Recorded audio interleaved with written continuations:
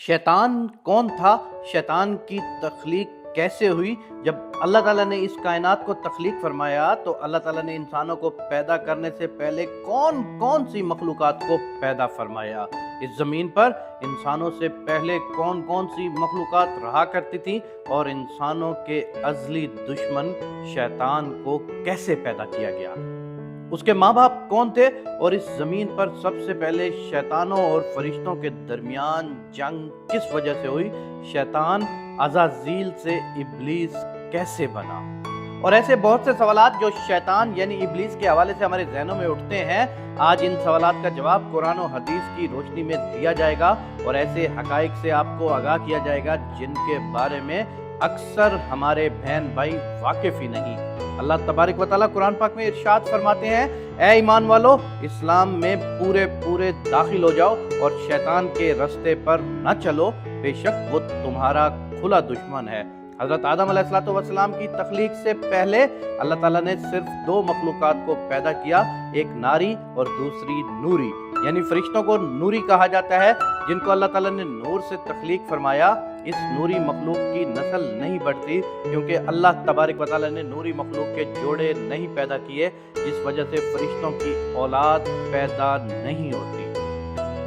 और दूसरी मखलूक नारी है, जिनको आग से पैदा किया गया है। वो जिन्नात हैं, जिनके बारे में रिवायात में आता है कि जिन्नात में सबसे पहले समून जिन को पैदा किया गया।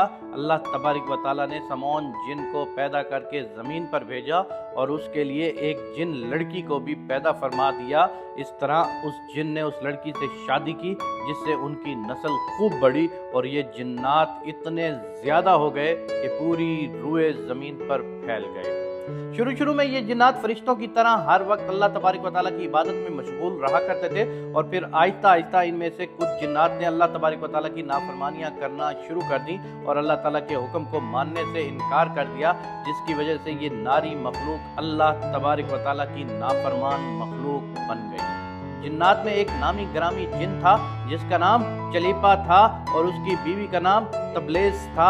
ये दोनों बहुत ही कदावर और बहादुर थे। कहा जाता है कि चलीपा जिन की शक्ल सूरत बबर शेर की तरह थी और तबलेस की शक्ल भेड़िए से मिलती जुलती थी। चलेपा जिन्नात का सरदार था, उसके नाम से बड़े बड़े जिन्नात खौफ खाते थे। चुनाचा चलेपा और तबलेस के मिलाप से एक बच्चा पैदा हुआ जिसका नाम उन्होंने अज़ाज़ील रखा। ये बच्चा अपने वालिदैन की तरह बहादुर और दराज़ था। रिवायात में आता है कि हज़रत आदम अलैहिस्सलाम की तख्लीक से 50,000 साल पहले या इससे भी ज़ायद का अरसा ज़मीन पर जिनों का अरूज था। इस रूए ज़मीन पर हर तरफ जिन्नात ही जिन्नात थे। ये जिन्नात ज़्यादा शरीर थे और ये ज़मीन के अंदर फितना फसाद फैलाते थे। इसी तरह जब जिन्नात ने इस ज़मीन पर फसाद फैलाना और तबाही मचाना शुरू कर दी तो इस वक्त अल्लाह तबारक व तआला ने फरिश्तों को हुक्म दिया कि ज़मीन पर जाओ और जिनों से जंग करो। तो फरिश्ते अल्लाह तबारक व तआला के हुक्म से ज़मीन पर उतरे। उन फरिश्तों ने जिनों को हुक्म दिया कि अल्लाह तबारक व तआला ने हुक्म दिया है कि ज़मीन में अमन व अमान से ज़िंदगी बसर करो, लेकिन जिन्नात ने फरिश्तों की बात को मानने से इनकार कर दिया, जिसकी वजह से जिन्नात और फरिश्तों के दरमियान बहुत बड़ी जंग हुई। इस खौफनाक जंग में अज़ाज़ील के वालिदैन यानी चलीपा और तबलेस ने भी शिरकत की। इस जंग में फरिश्ते अल्लाह के हुक्म से जिन्नात पर गालिब आ गए। इस जंग के अंदर बहुत सारे जिन्नात मारे गए, जिनमें अज़ाज़ील के वालिदैन भी शामिल थे और बाकी सरकश जिन्नात को अल्लाह तबारक व तआला के हुक्म के मुताबिक कैद कर लिया गया। इन कैदियों में अज़ाज़ील भी शामिल था। फरिश्ते जब इन जिन्नात को कैद करके आसमानों की तरफ ले गए तो शैतान भी उनके साथ आसमान पर चला गया।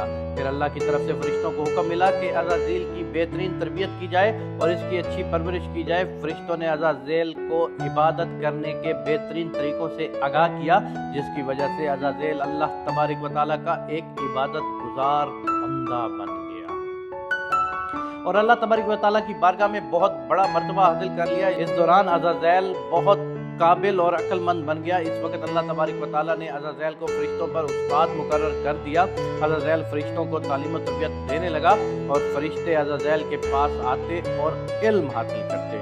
फरिश्ते अज़ाज़ील को नेक और परहेज़गार कहा करते थे। हज़रत काब बिन आबा रज़ी अल्लाह तआला अन्हु फरमाते हैं कि अज़ाज़ील 40,000 साल तक जन्नत का खजानची रहा اور 80,000 سال تک وہ فرشتوں کے ساتھ رہا اور 20,000 سال تک فرشتوں کو تعلیم و تربیت دیتا رہا، اس کا مقام اللہ تبارک و تعالیٰ کی بارگاہ میں اتنا بلند ہو گیا کہ حضرت جبرائیل علیہ السلام، حضرت میکائیل علیہ السلام، حضرت اسرافیل علیہ السلام بھی اس سے تعلیم و تربیت حاصل کرتے تھے۔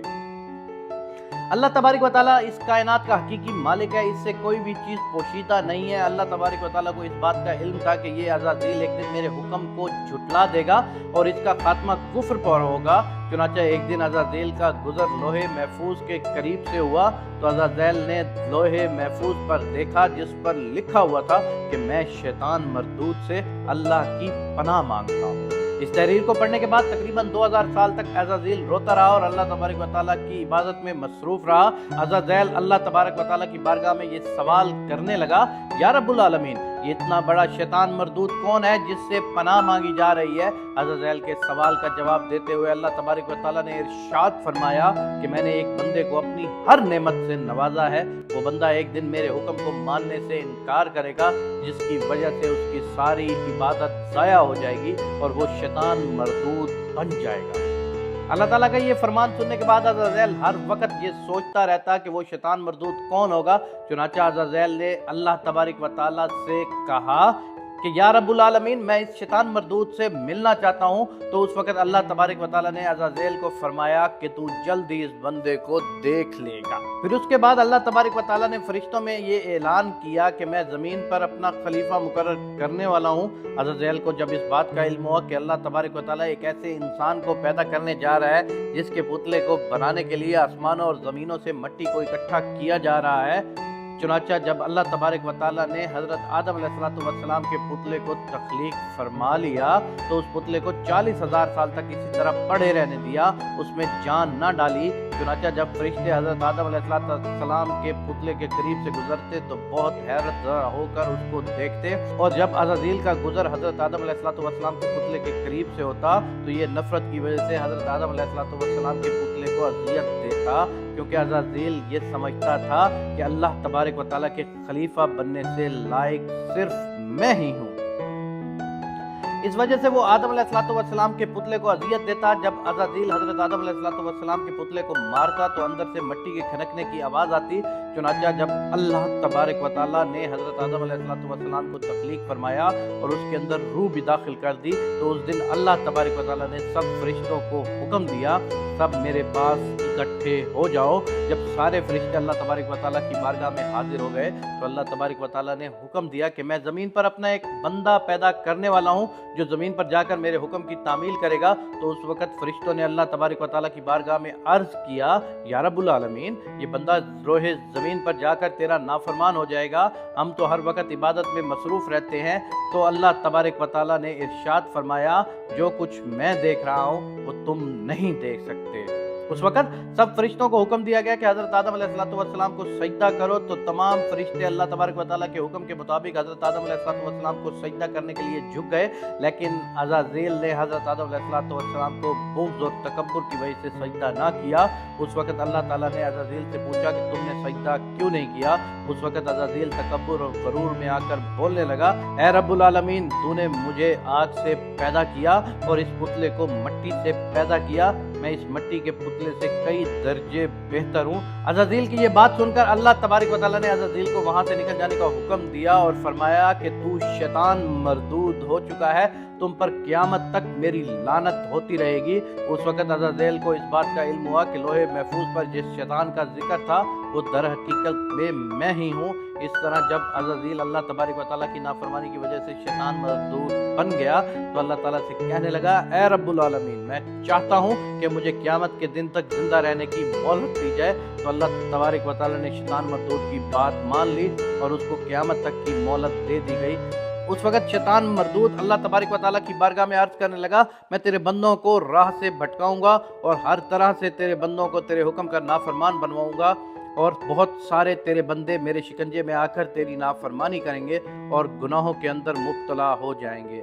اس وقت شیطان مردود کو اللہ تبارک و تعالیٰ نے ارشاد فرمایا کہ تو میرے بندوں کو میری راہ سے بھٹکائے گا اور میری نافرمانی کے اندر مبتلا کرے گا، میری رحمت بہت بڑی ہے، میں اپنے کرم اور فضل سے اپنے بندوں کو معاف کرتا جاؤں گا۔ اس طرح غرور اور تکبر کی وجہ سے عزازیل شیطان مردود بن گیا اور اللہ تبارک و تعالیٰ نے لعنت کا توق اس کے گلے میں ڈال دیا، اس کو آسمان سے نیچے پھینک دیا، اور اس طرح شیطان مردود ہمیشہ ہمیشہ کے لیے اللہ تبارک و تعالیٰ کی رحمت سے دور ہو گیا۔ روایات میں آتا ہے کہ جب قرب قیامت دوسرا سور پھونکا جائے گا تو اس وقت اللہ تبارک و تعالیٰ شیطان کو دردناک موت عطا فرمائے گا، اور اس کے بعد شیطان مردود کو ہمیشہ ہمیشہ کے لیے جہنم واصل کر دیا جائے گا۔ اللہ تعالیٰ سے یہ دعا ہے کہ اللہ تبارک و تعالیٰ ہمیشہ اپنی فرما برداری میں زندگی گزارنے کی توفیق عنایت فرمائے اور شیطان مردود کے شر سے ہمیں، ہمارے اہل و عیال اور تمام امت مسلمہ کو محفوظ رکھے۔ آمین یا رب العالمین۔